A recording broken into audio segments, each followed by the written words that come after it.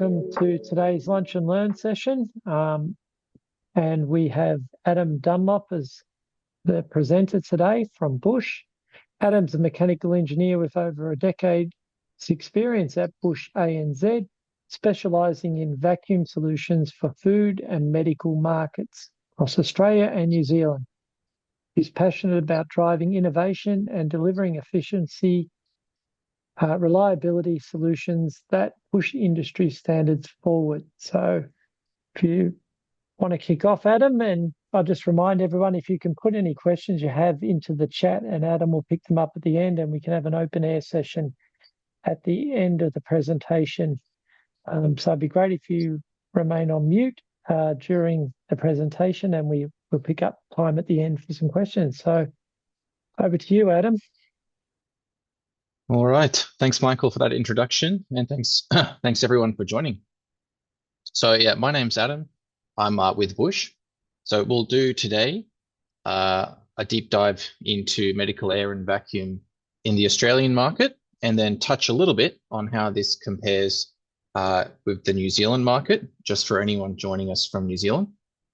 We'll do a brief introduction and then get stuck into the compliance essentials, cover some common compliance gaps that we see, and then more into common configurations and best practices, into a topic at the moment, refrigerated dryers versus desiccant dryers for medical air, and then into some more innovation that's happening lately with some more reliability and redundancy options that are beyond the scope of our standard, and then into our remote monitoring, and then some tips and tricks for optimizing maintenance and reducing operational risk.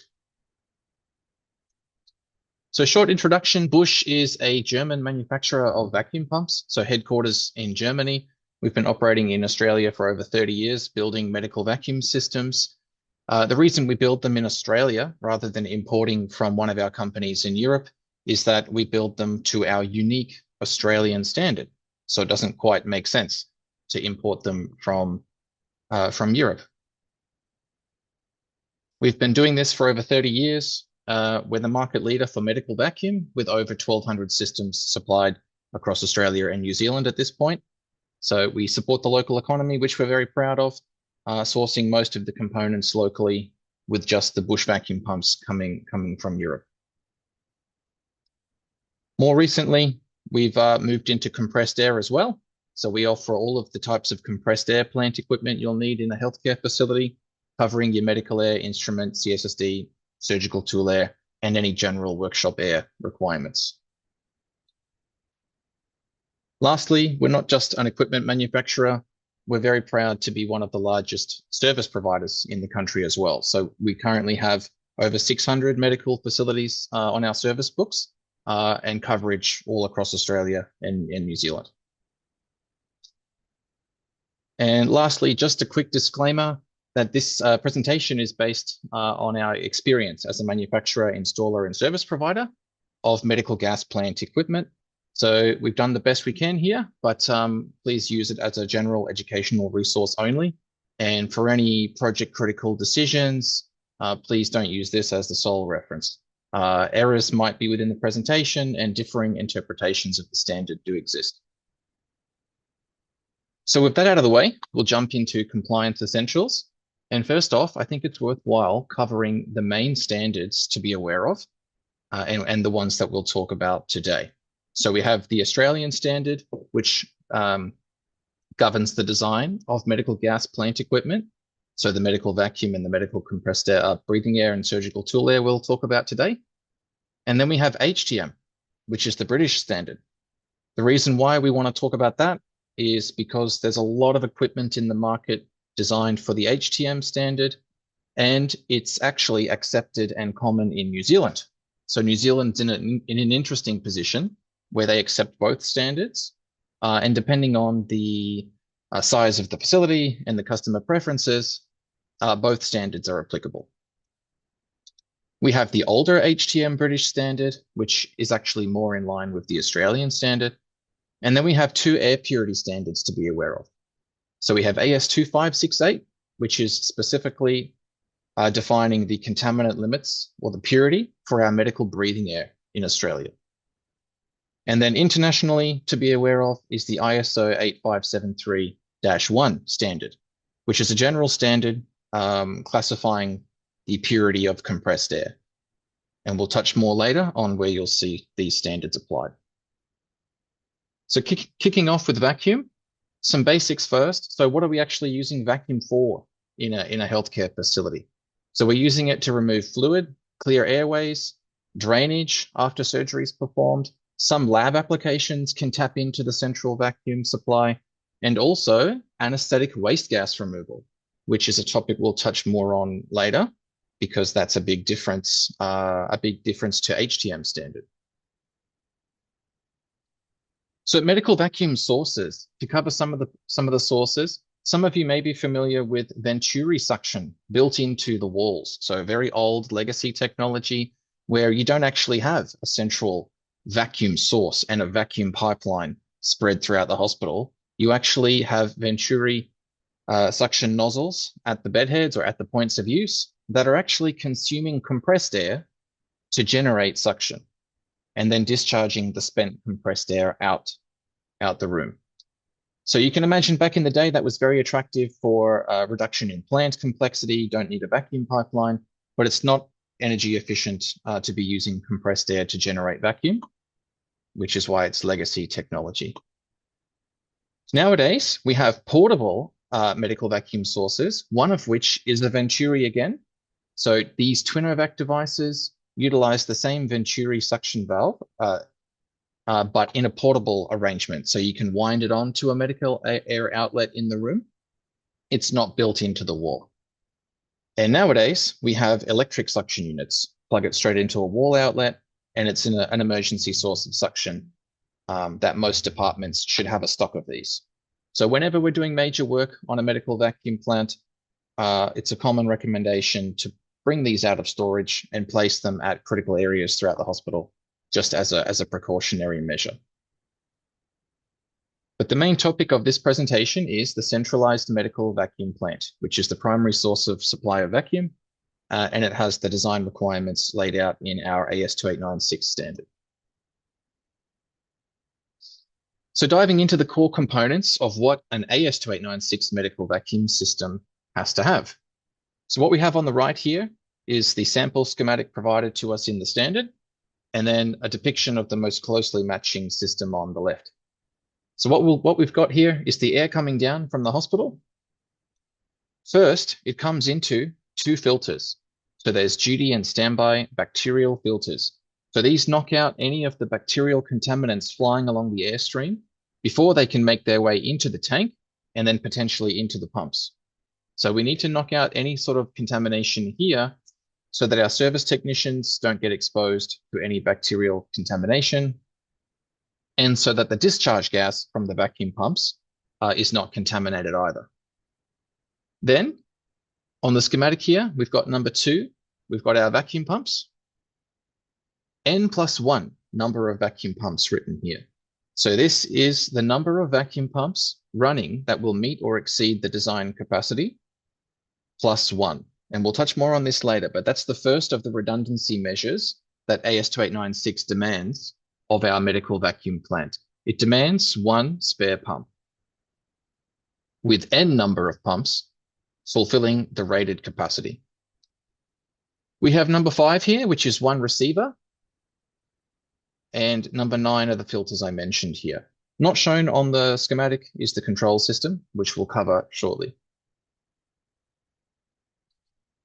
Now, for the HTM, for the New Zealand folks, I've got a short comparison section here just to show some of the main differences between an AS2896 design system and an HTM system, which illustrates better, I think, why we would have bothered in the first place to start building systems in Australia tailored to the Australian standard. So I've got the biggest differences here in red. So first off, you can see that the control panel arrangement is far more elaborate than in Australia. In Australia, we can have one box. All the starting hardware and control circuits for everything can just be mounted in the one box. HTM, in the ethos of seeking greater safety and greater risk mitigation, they demand that the control compartment is separated from all the pump starting hardware. So the pump starting hardware has to be located in separate compartments, and then the master or the brain has to be in a separate compartment as well. And not only that, each compartment has to be fed with a separate power supply. So that's a much more risk-averse but higher cost arrangement straight away. Then we actually have +2 number of pumps. So we have 2 spare pumps demanded rather than 1. So that's another cost. The vacuum receiver has to be twice as large. And for larger than 500 liters a minute systems, the standard demands 2 receivers. So in general, what we're looking at with HTM is more risk mitigation, more redundancy, higher cost. So a summary table here, we've got AS2896 and +1 number of pumps. The technologies for the vacuum pumps is more or less similar. In Australia, we can use most types of vacuum technologies, which we'll touch on a bit later. HTM standard allows them all except water-sealed pumps, which we don't use nowadays anyway.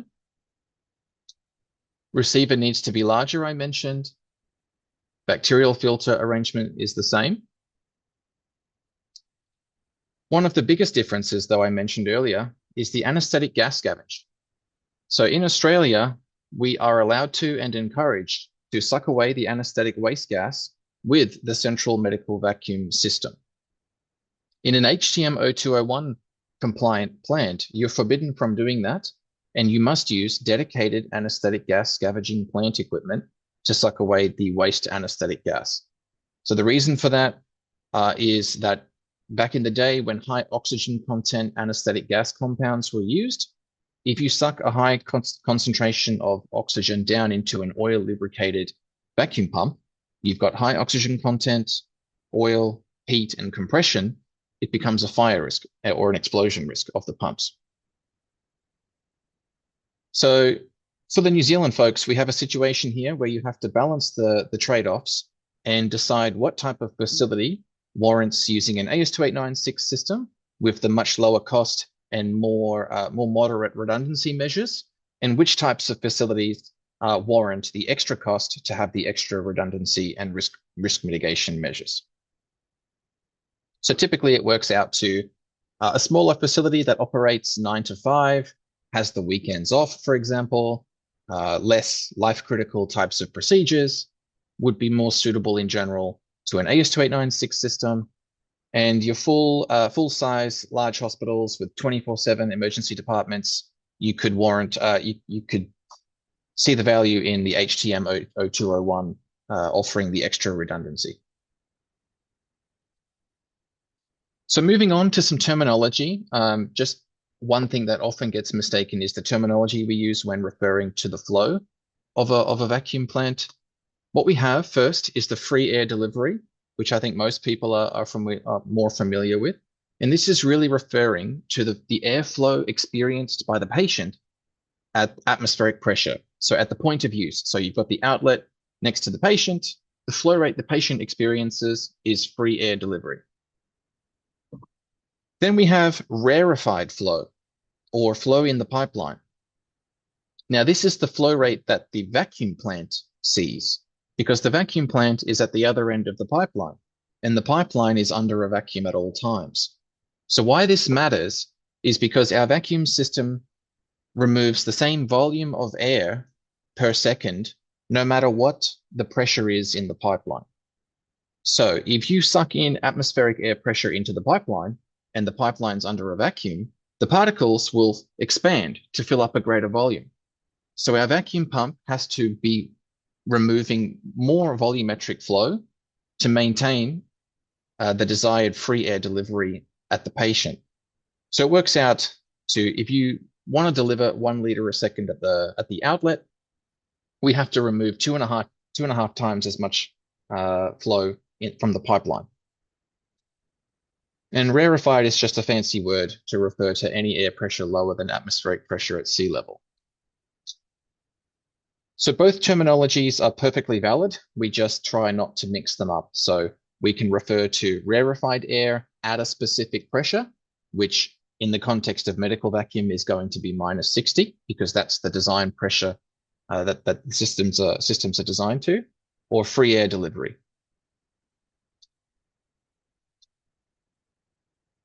So essential performance requirements, I mentioned minus 60 kPa is the vacuum we need to achieve or design the plant for, and 40 liters a minute is the design flow at the terminal units. The plant mustn't have any single points of failure, I should say. So to achieve that, there's redundancy and a lot of isolation valves at strategic points to make sure that if one piece of equipment fails, the supply is still maintained with the rest of the equipment.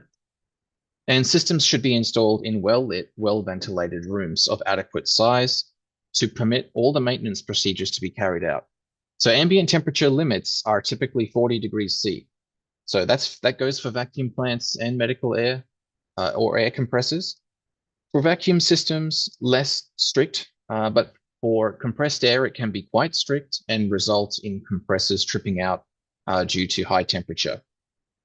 So that can be a surprise downtime event. So maintaining a well-ventilated plant room is critical.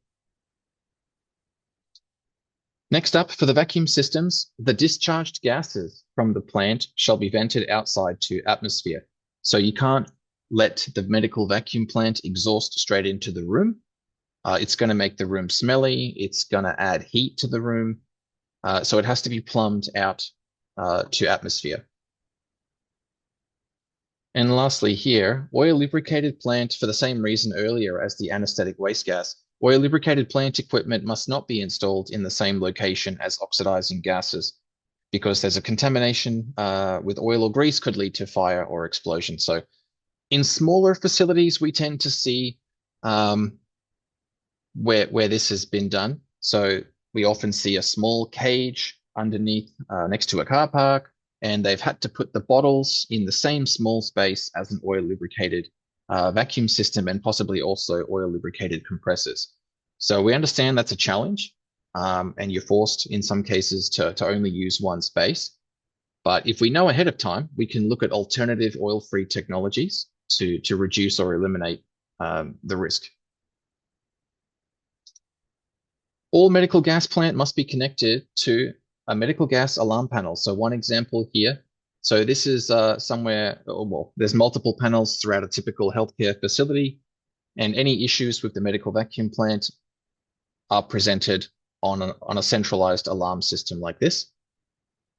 Additional pumps must be activated automatically. This goes for the compressed air plant as well. It's all requiring automatic operation of pumps as required to maintain supply. And any malfunctions or inefficient capacity must generate alarms, as you would expect.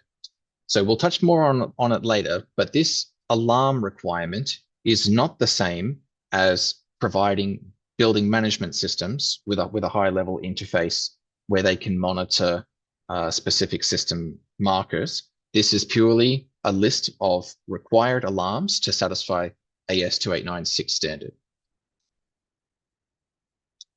Each vacuum pump must be controlled by an independent pressure switch. So this forms part of the redundancy that AS2896 demands. We don't rely on one source of pressure to control the whole system. We've got multiple pressure switches in use and automatic duty rotation to balance the wear and tear of all of the pumps. So a typical lead lag rotation will look something like this. So in this example here, let's say we've got two vacuum pumps. We've got a vacuum of minus 90 kPa in the tank. So let's say some air's come down from the hospital into the tank, and the tank's risen to minus 80 kPa. So let's say that we used minus 80 kPa as our pressure to start a vacuum cycle. What'll happen is one pump will start running. They don't spin quite like that in reality. It'll turn, remove air out of the tank until the pressure is brought back down to minus 90 kPa.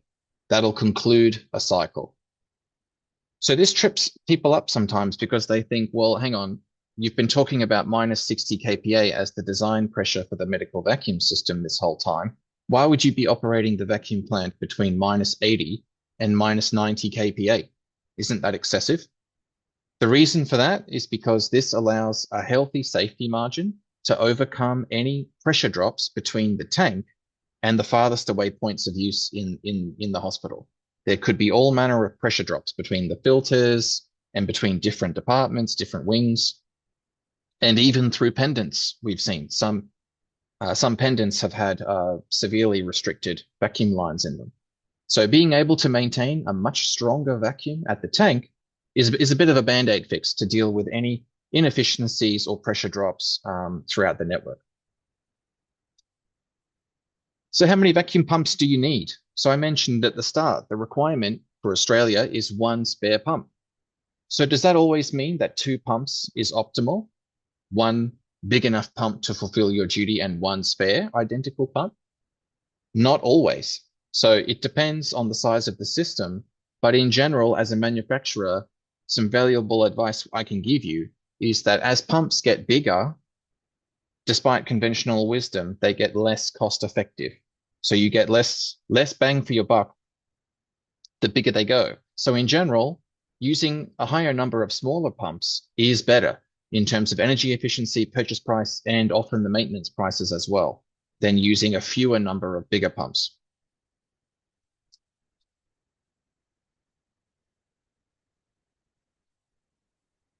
So we'll move on to compressed air.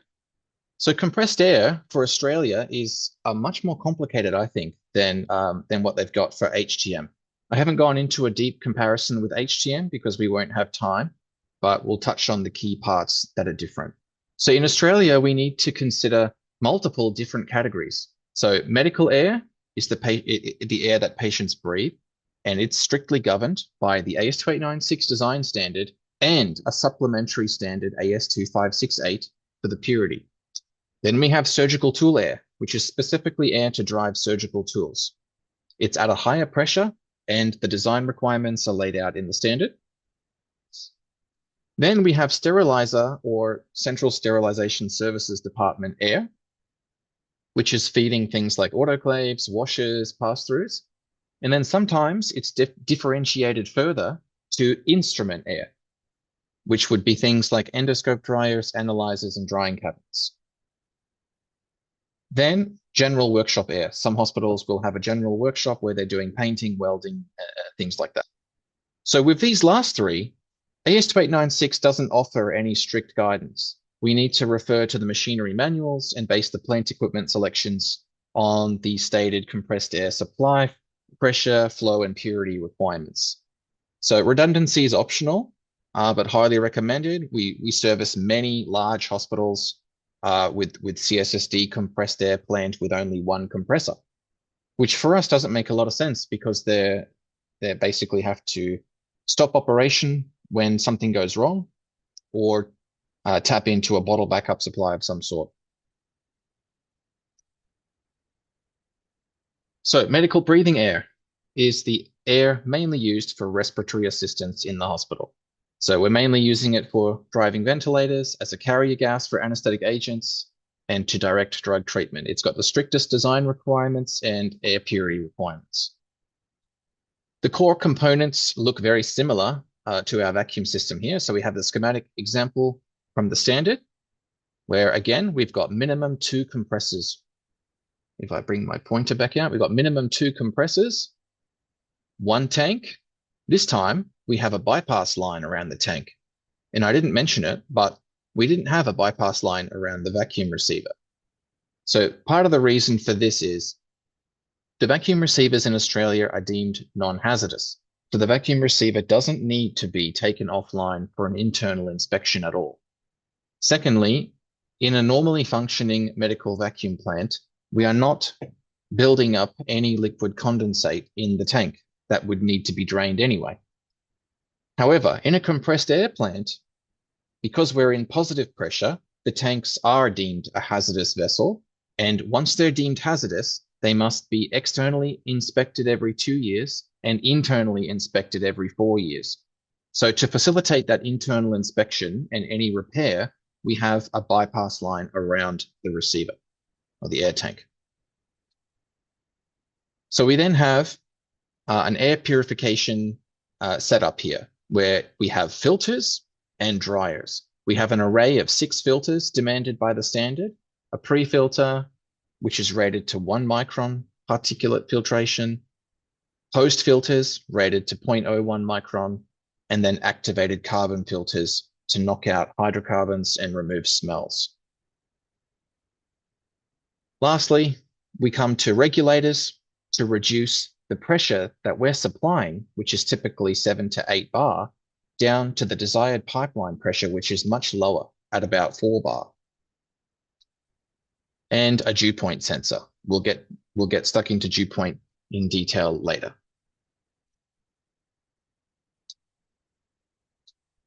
So not comparing with HTM this time, but just the summary.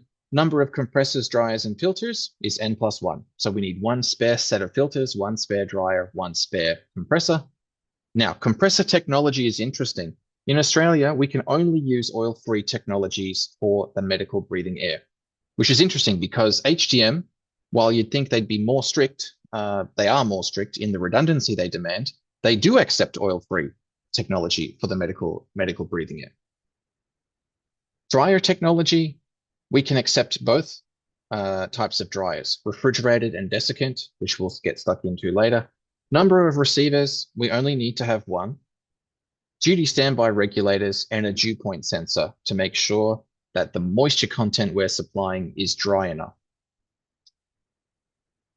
So very similar essential design and installation requirements as the vacuum. So no single points of failure. It's even more important that the location is well ventilated. So we often get questions about, can I put my compressor on the top of the hospital, under an awning, but otherwise exposed to the weather? So it's a large risk to do something like that, because if the ambient temperature exceeds 40 degrees, the average compressor will turn off. And you don't want to be in a situation where your medical air source of supply randomly turns off. So it's a risk. The air quality requirements for medical breathing air are laid out to us in AS 2568. So what we've got here is the table of contaminants and the limits on these contaminants. And we've compared it with the European Pharmacopoeia, which they were derived by originally. So you can see a lot of the contaminant limits are the same as the European Pharmacopoeia. And then in our standard, we have some changes. So the biggest change here is on the moisture. So for Australia, the dew point needs to be less than the minimum recorded ambient temperature, or a maximum of 5 degrees, whichever is drier. And we'll get stuck into more about how to deal with that later. Whereas the European Pharmacopoeia is very clearly strict on a parts per million water content. So it's not conditional, there's just a straight limit.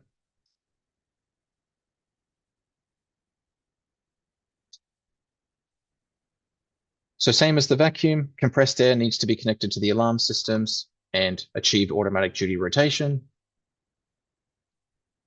So the next interesting difference to HTM is that our sources of supply need to be dedicated and not shared between.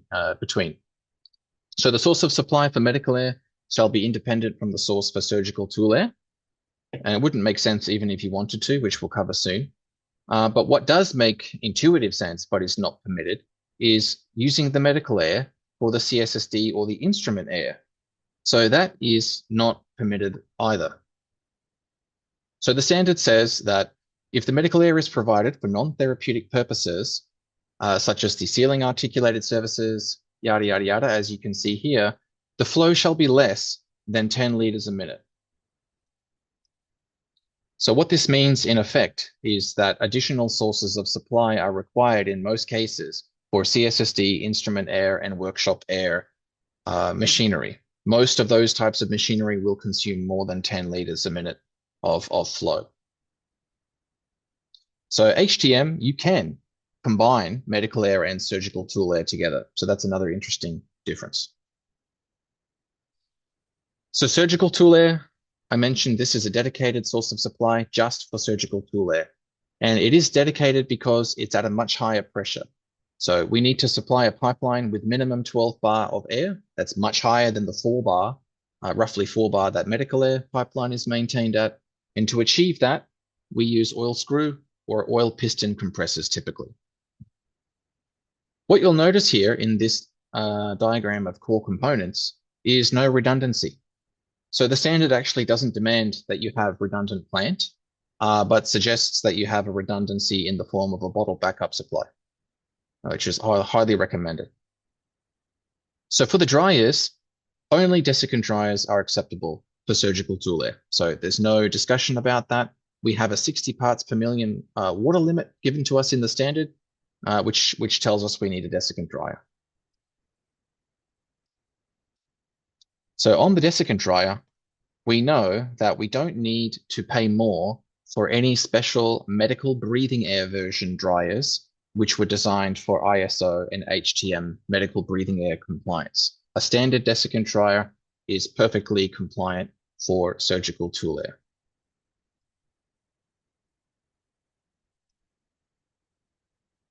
So the same requirements.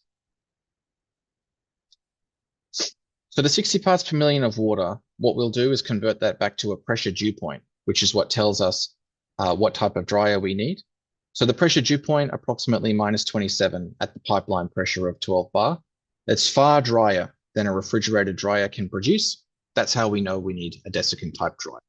Desiccant type dryers can produce down to minus 40 and even minus 70 degrees pressure dew point. So general workshop, CSSD, and instrument air supply. So this is where it gets a bit more interesting, I think. So general workshop air, you're doing general workshop activities, air tools, blowguns, workbench tools. So the typical air purity requirement is low. So usually just clean air. There's usually not very strict quality requirements for that air. You might end up using oil lubricated screw technology, for example, with moderate filtration and drying. Then you move up to something like pneumatic control. Some sterilizer machines only use the air for door actuators, for example. So the air doesn't come into contact with the chamber and certainly not the instruments being dried. So in that case, the level of purity required is not that strict. Some sterilizers do have air contacting the chamber. Purity goes up. And then the most pure would be instrument contact air, where these machines involve actually subjecting the pieces being dried to the compressed air from the compressed air plant. So the air coming out of the plant needs to be exceptionally high purity, so near breathing air quality, or even in some cases exceeding breathing air quality air.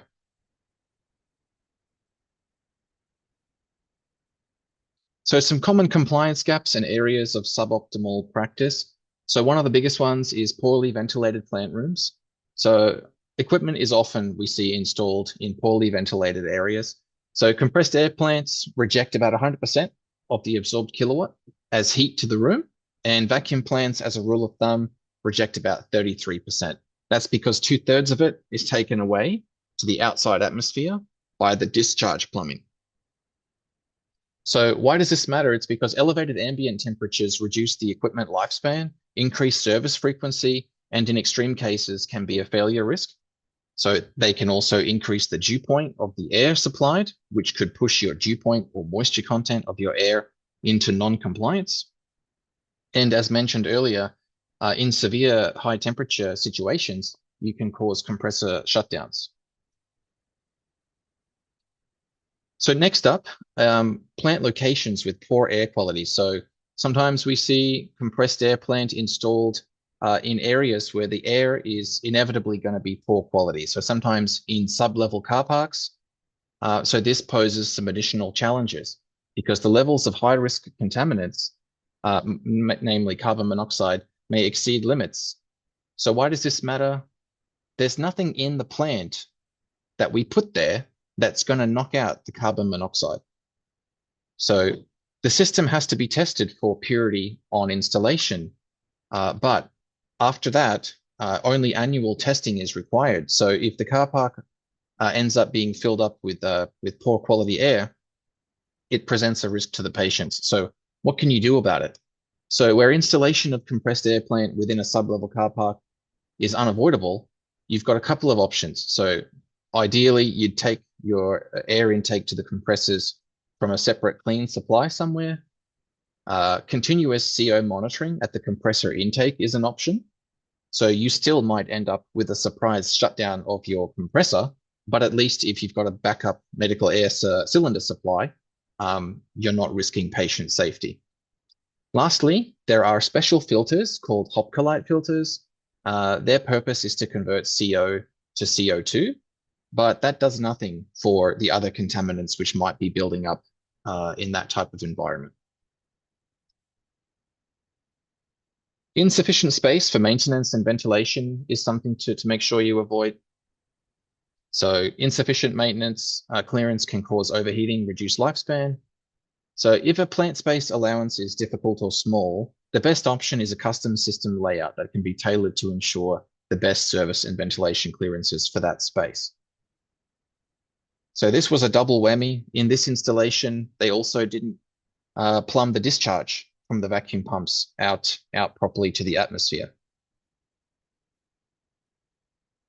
In that case, we could kill two birds with one stone by relocating the system around to a much more accessible part of the room and install exhaust gas discharge piping while we upgraded the vacuum pumps and control system to a more modern, fully compliant setup. So here's an example of a small cage underneath a day surgery in Queensland, where they had a tiny little space to throw a vacuum system in next to all the bottles. So in this case, it's non-compliant being next to the bottles. One option could be to relocate. Option two could be to consider replacing the vacuum system with a dry running system without oil lubrication, thereby eliminating your risk and non-compliance. Undersized dryers resulting in insufficient air dryness are another relatively common thing that we see. So especially in North Queensland, we've seen many cases where a dryer was selected to match the compressor flow rate off the data sheet, leading to a result where the target dew point and dryness was not met. So dryer capacity is typically rated on the data sheet for standard reference conditions, which is going to be about 20 or 25 C ambient. So if we place it into a hot plant room in Cairns, where it might be 40 plus degrees in the plant room, the dryer might need to be up to 2.5 times greater in size to maintain the target dryness, depending on the model. So it's best practice to size for real worst case Australian conditions, especially if you know that the plant room is not air conditioned, not temperature controlled.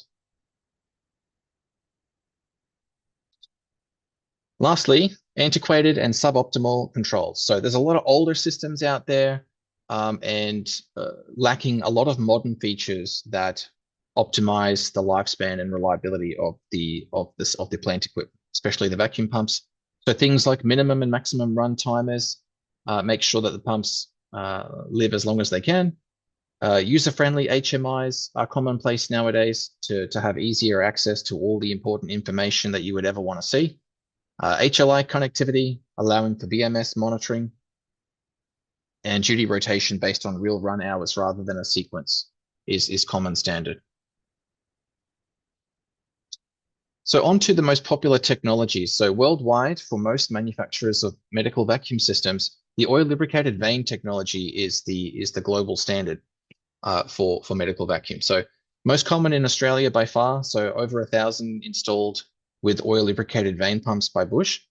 Reason being, they're simple, reliable, they have excess vacuum capacity, so we can build up that extra safety margin as a band-aid fix, as I mentioned, for any pressure drops throughout the network.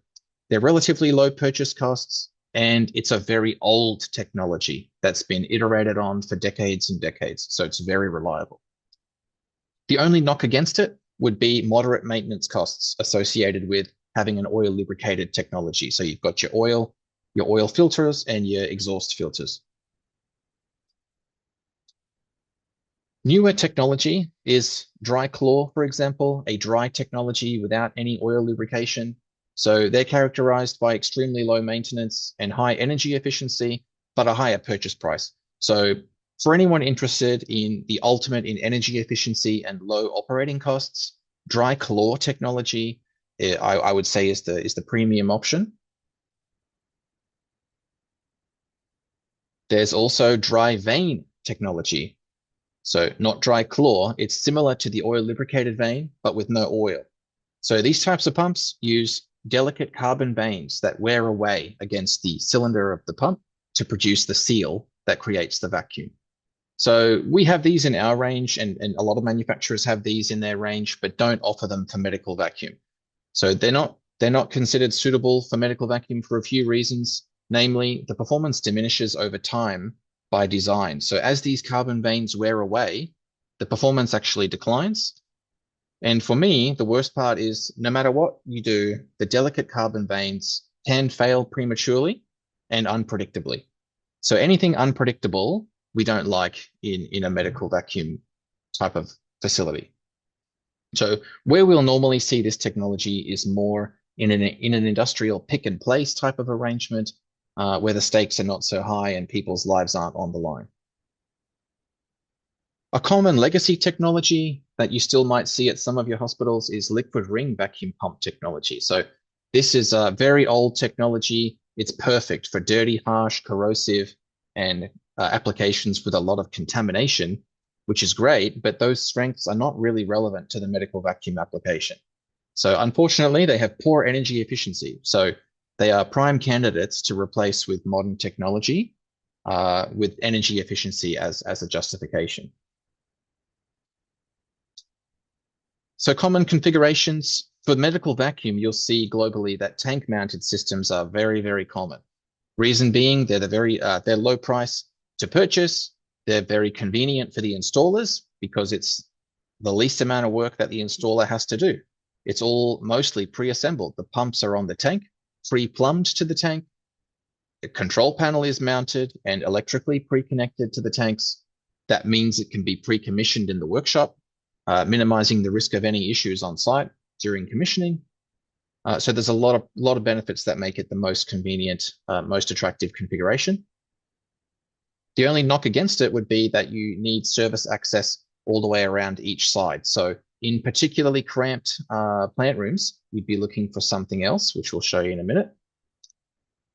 Future-ready designs are encouraged like this, where we've got a bigger tank, space for an extra pump in the future, the tank already being compliant with expansion in mind, ready so that if the hospital thinks that there might be an increase in the demand in the near future, going with an expandable system is highly encouraged because you can very seamlessly and with low cost increase the capacity by just plopping one extra vacuum pump on the tank in the future. So dragging one pump through a hospital up into the plant room and putting it on the tank is far easier than potentially having to replace an entire system. So for small day surgery type facilities, we look towards frame stacked vertical arrangements like this. So in this case, we had a tiny little brick plant room next to a car park, and the customer asked us to fit a compressed air plant in the room. So originally, there was a horizontal tank mounted vacuum system, but with that one there was simply no room to put a compressor.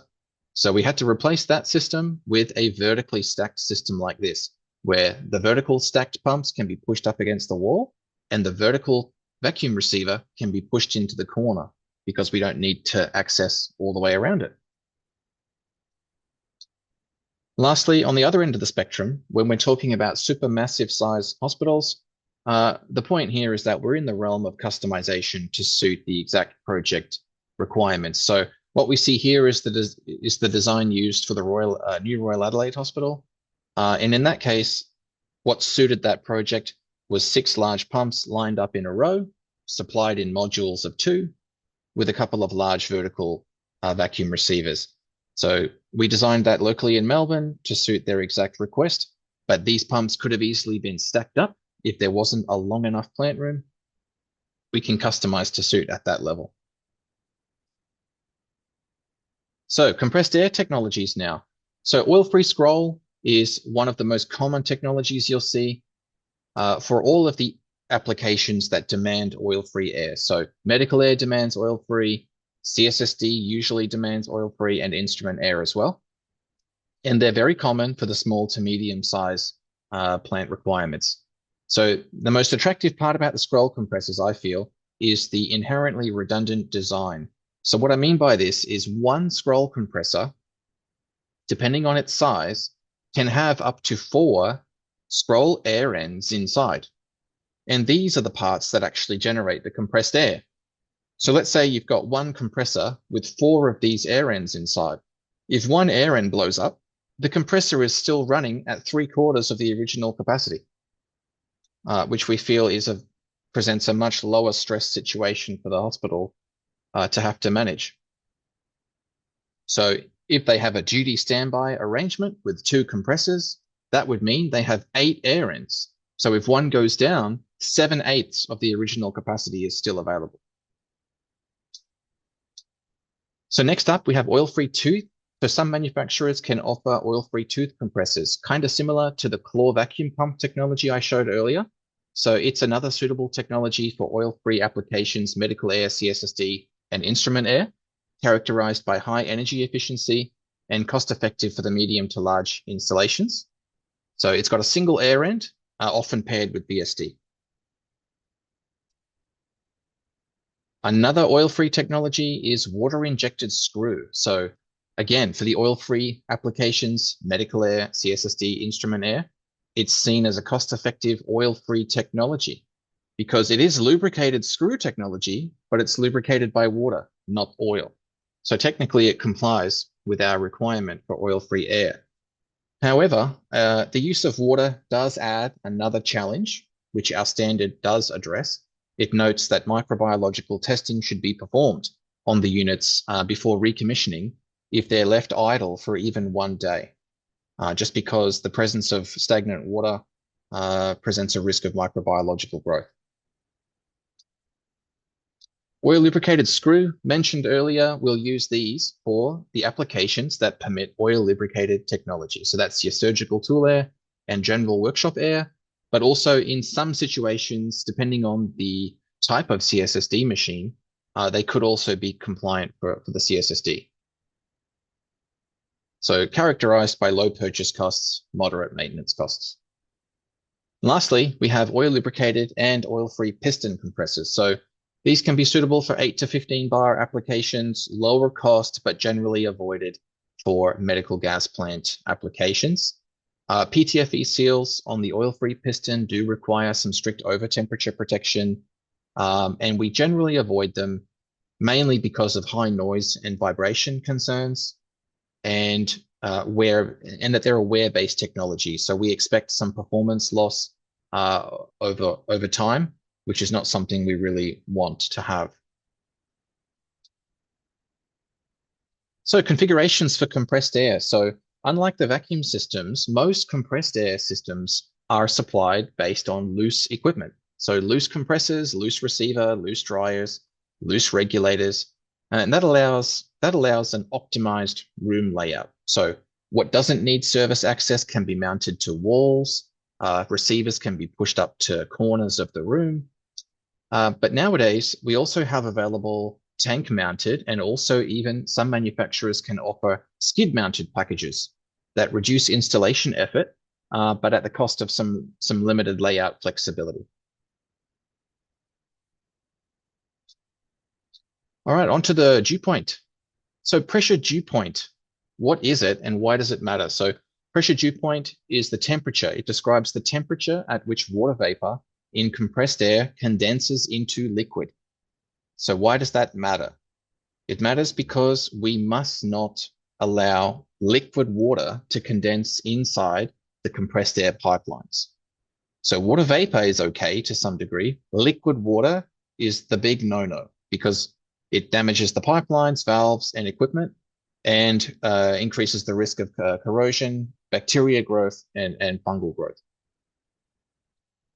So then how do we make sure that we dry the air enough to prevent liquid water from condensing inside the pipeline?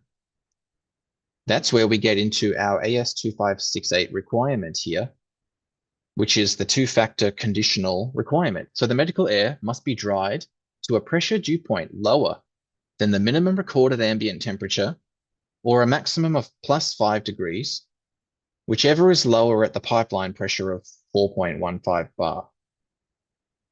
So one challenge here straight away is the minimum recorded ambient temperature, even if it's available, may not reflect the coldest conditions the pipeline actually experiences.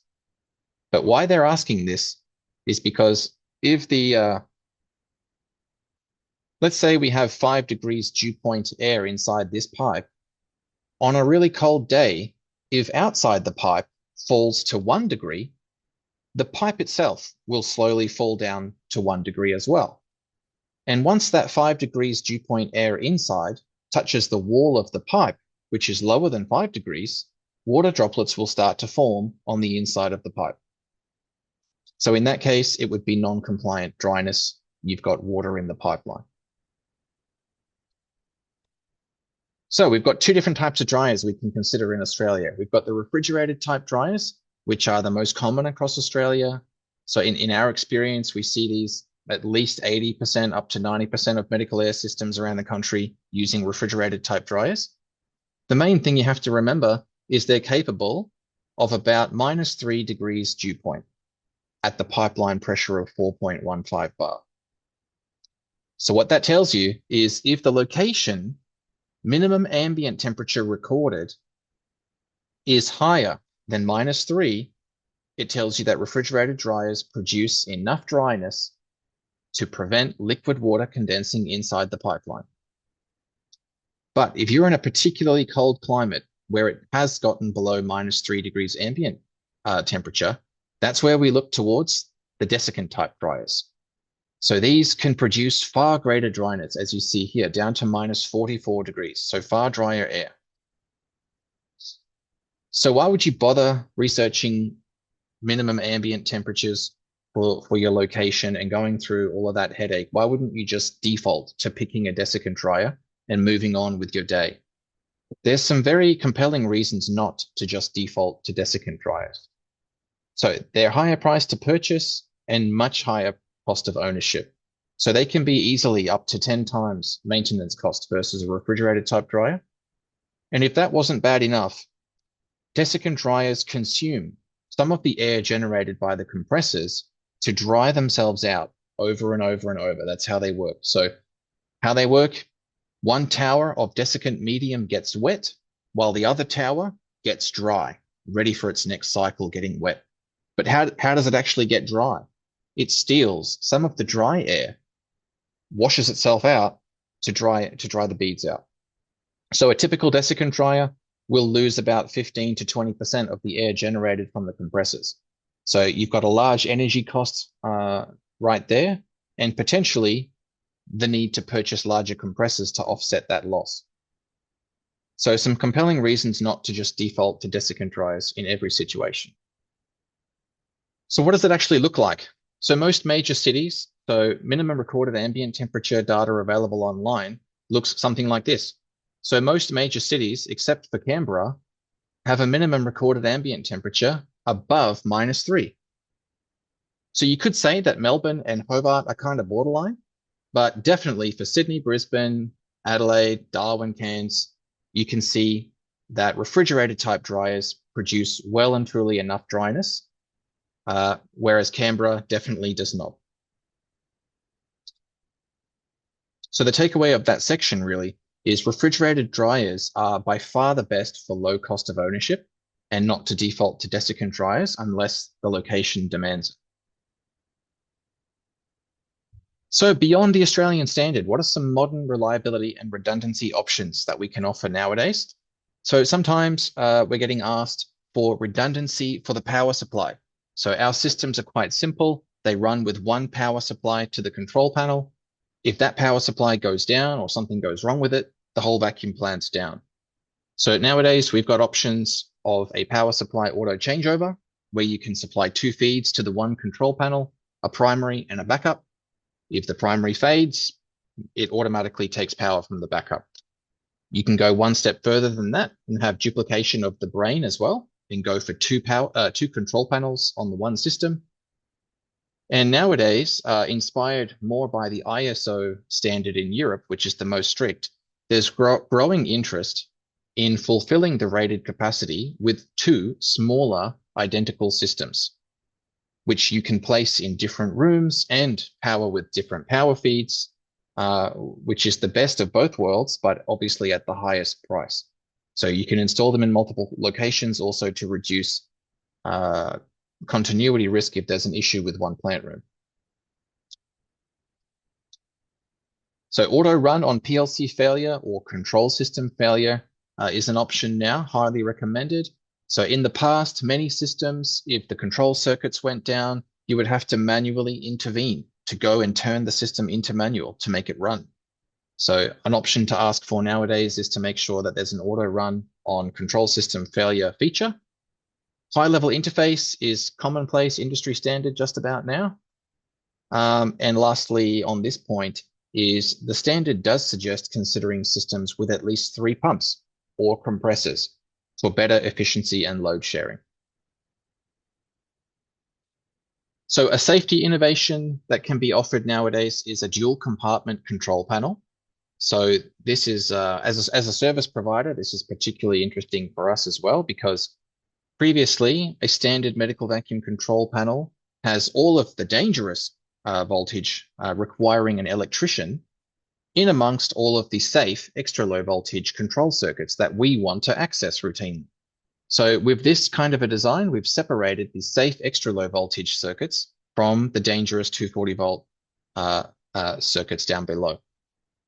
So that means that anybody trained can safely access all the things that they would normally want to access, which is the PLC, HMI, pressure switches, relays, and controls, without having to wait for and pay for an electrician.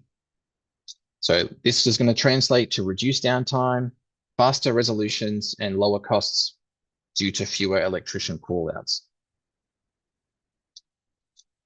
Touched on it before, but for any looking particularly towards energy efficiency and low cost of ownership, so there's Claw technology just released with the first IE5 premium energy efficiency motor option. So this pairs particularly well. It's got an integrated variable speed drive to tick that box.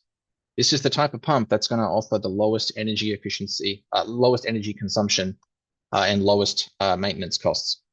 It does have a significant purchase price increase, but for cost savings over time, that is the option we'd recommend. So some easy wins for energy efficiency would be to replace any timed type condensate auto drains. Very common, we see simple electronic timer drains that just open and shut no matter what after a certain number of minutes. So you can save a little bit of wasted compressed air and thus energy by switching those drains with zero loss type drains, which only drain when there's actually condensate there to be drained. So an expert review is something we can offer to assess the control methodology of your systems, to uncover other ways to change the settings of how the pumps and compressors run, to optimize energy consumption. Again, replacing desiccant dries with refrigerated trap dries will immediately save you energy in terms of wasted compressor operation. Just need to make sure that the dryness will be compliant. And obviously replacing any old legacy technology, such as those liquid ring vacuum pumps I mentioned, with modern higher efficiency technology will net you some energy efficiency advantage as well. So on to remote monitoring and predictive maintenance. So this is a bit of a buzz at the moment in the industry. Most manufacturers can offer a similar system. So what I'm saying here about the Busch system, I'm sure is relevant to most of the other manufacturers as well. So there are cloud-based systems that can provide real-time pump condition data and trends. So they track the key performance and health markers. The real value of it is it's there to help identify issues early so that they can be rectified before turning into a breakdown and a call out after hours on Friday afternoon. So it supports safer, more reliable, and lower cost vacuum plant operation. So you might say, well, AS2896 already demands some redundancy and safety. It demands a spare pump, it demands a spare filter, etc. So do we really need to monitor, add more monitoring to these systems? So we think it's a good idea because what we're monitoring with these systems is stuff that is not monitored already as part of the AS2896 compliance. So what's already included with AS2896 compliance is monitoring of the oil level, but oil temperature, vibration, back pressure in the exhaust pipeline are all not monitored. So there have been many situations where the oil level in a pump has been just fine, but the temperature in the room's been too high, or the pump's cooling system has failed, leading to an over temperature related failure or even a fire. So these types of additional monitoring data is definitely going to reduce instances of pump failure. So the remote monitoring can be offered in a 5G, completely separate from the hospital network. But the challenge with this, we're finding, is that many hospitals have weak 5G signal in their plant rooms. So when we encounter that challenge, there's a gateway mode where we use the hospital's network, and there's a VPN to make sure it's private. So access, the data only comes out, no access into the gateway, ensuring reliable connectivity and privacy.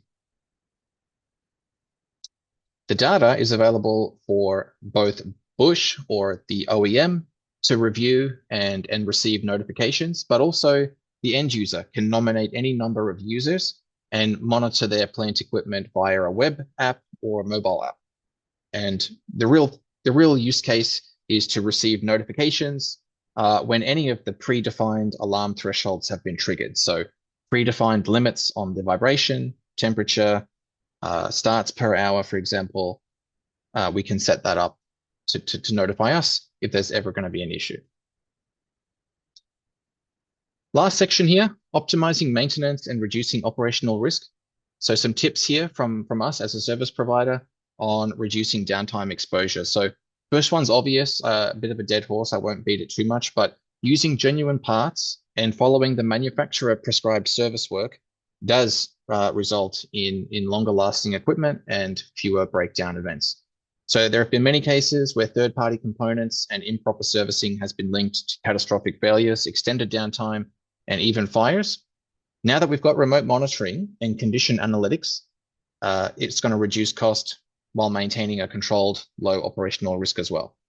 So any concern about genuine parts being too expensive or concern about the manufacturer prescribed service work being excessive can be tailored now and more carefully managed when paired with remote monitoring. That's where we move into the predictive side of the remote monitoring.